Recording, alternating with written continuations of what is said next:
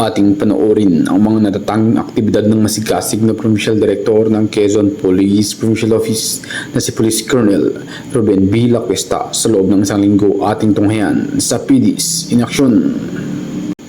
Nitong ika-27 ng Nobyembre taong kasalukuyan, binisita ng Police Colonel Ruben B. Lacuesta, Provincial Director ng Quezon Police Provincial Office, si Honorable Mayor George D. Suayan na ginanap sa Mayor's Office, Candelaria, Quezon.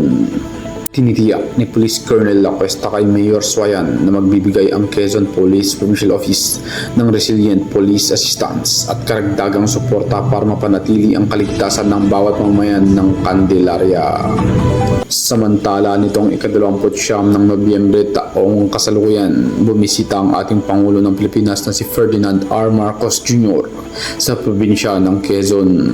Sa kanyang pagdating, malugod na tinanggap ni Police Brigadier General Paul Kenneth T. Lucas, Regional Director ng Police Regional Office 4A, kasama si PD Lacuesta ng Quezon Police Provincial Office.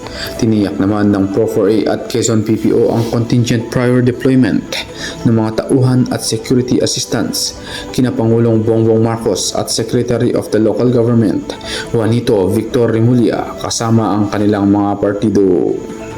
Nitong ika-30 ng Nobyembre taong kasalukuyan, sa pagsulong ng aktibong pakikipagtulungan ng Quezon Police para sa kaligtasan ng publiko, kapayapaan at kaayusan kasama ang local government units at sangguniang barangay ng Candelaria, nagsagawa ng coordination meeting si Police Colonel Lacuesta kasama ang mga barangay chairperson na ginanap sa PPLB Candelaria Municipal Hall.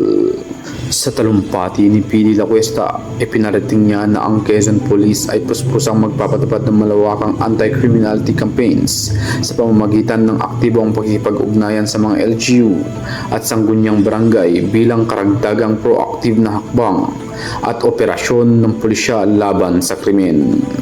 Dumalo rin sa nasabing pagpupulong ang presidente ng PPLB na si Honorable Estelito Sulit, Chief of Police, mga tauhan ng Candelaria Municipal Police Station at mga miyembro ng PPLB.